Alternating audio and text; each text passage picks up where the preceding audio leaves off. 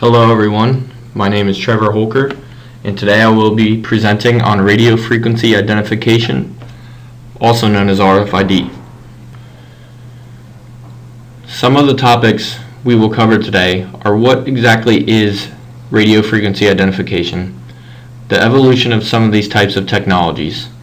There will also be a short video I will ask you to click on and view.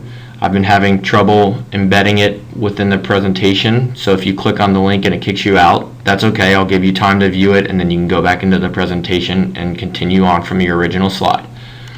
We will also cover some of the concerns surrounding RFID technology and their privacy issues.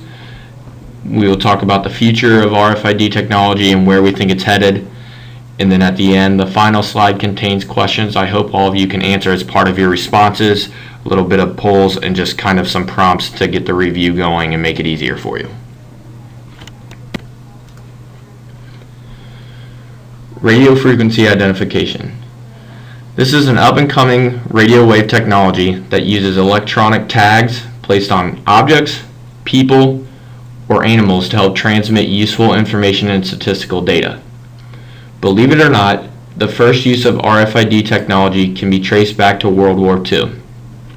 At the time, radar was the most frequently used technology, and it was used to help identify planes in the air from miles away. The difficulty with this was it was uncertain as to whether or not the identified plane was an ally or an enemy.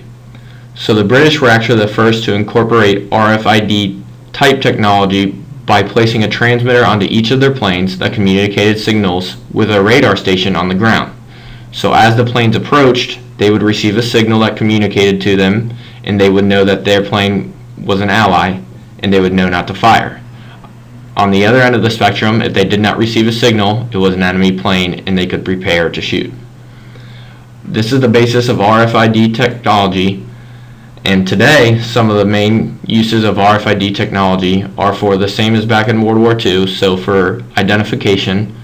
It is also used for tracking, statistical analysis, and relay of information, and much more. The history of some of these types of technologies kind of is an evolution starting with the Universal Product Code. This is a good comparison to radio frequency identification because you can kind of see how it has developed over time. We all know what a UPC code looks like in the bottom left-hand corner on the screen. It's a barcode or a label that is printed individually on every single item that you purchase at a merchandising store or a grocery store or anywhere else. One of the characteristics of a barcode is that it needs to be visible or needs to have a line of sight, meaning that you need to see it on each individual product.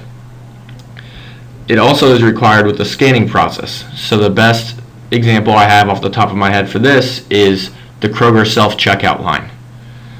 No matter how many items you buy, even of the same item, you must find this individual barcode, run it across the red laser beam across the screen to be able to have it check out. On the other hand, radio frequency identification is a sticker or a tracker.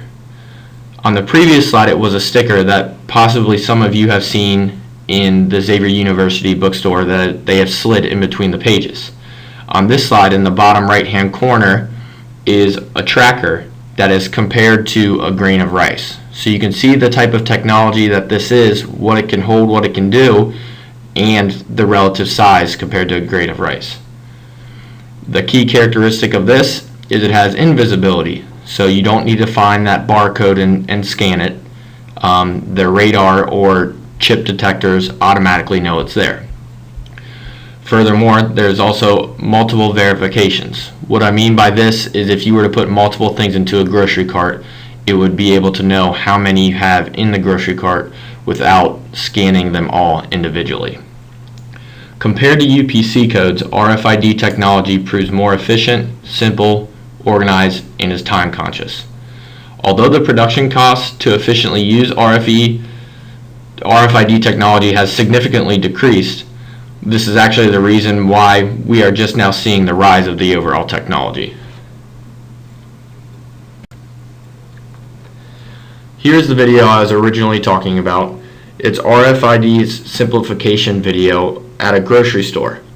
It's about 1 minute and 12 seconds long, so I will wait right here. As I originally said, if it kicks you out, you may have to get back into the presentation, but I will go ahead and let you guys view it, and I'll be waiting right here back for you.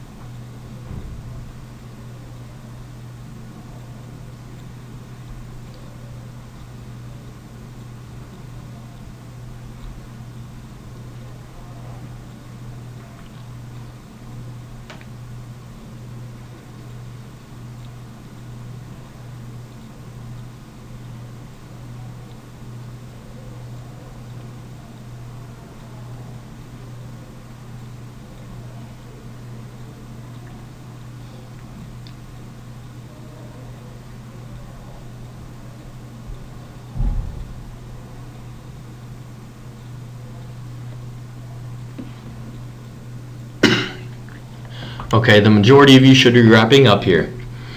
So as you could tell by the video, it's a pretty cool futuristic video that I was able to gather from a previous marketing class I had. So it kind of coincided with the presentation, and it also kind of shows this futuristic view of a grocery store checkout. But actually, to the untrained eye, within that video is a few privacy issues. As noted in the video, an essential component of the RFID technology is the quote-unquote smart chips. You may not have noticed, but the cashier asked the customer if he or she wanted to deactivate their smart chips. What may have seemed just like a subtlety in the process or a piece of the overall process, to some can actually result in a violation to others. These smart chips are a type of product tracking device that raise a multitude of questions surrounding privacy issues. If the customer neglects to deactivate the smart chips, even though the customer in the video chose to deactivate their smart chips, if you do not deactivate the smart chips, their recently purchased items and personal characteristics are susceptible to tracking. For example, a store can use the information it receives from the items purchased and from the active smart chip to trace one's spending habits, financial information, medical history, and various other products he or she may buy. Those are obvious things that we do not want companies to have. Although companies try and spin off the smart chips as simply collecting information about their customers to market more efficiently in the future, or to better get to know their customers all the way around so that they can create the products that their target market wants, others could potentially see this as too intense or potentially violating. These two pictures here on this slide depict the RFID technology to the relative size of a human being. Previously, you saw the smart chip tracker, or the RFID technology tracker, compared to somebody in a grain of rice in their hand. This is, and actually the bottom right is an x-ray of that tracker within somebody's hand, and in the top right is within a child. Now, some people might think this is taking it too far, and this is exactly what I'm talking about with the privacy issues. On the top right, they injected a tracker into a small child, and the purpose of this is to potentially some benefits to track where the child goes, or if the young child were to wander away, or unfortunately be in a situation where the child would be abducted, or in any situation like that, people are thinking of implementing these tracking devices into their children for safety concerns.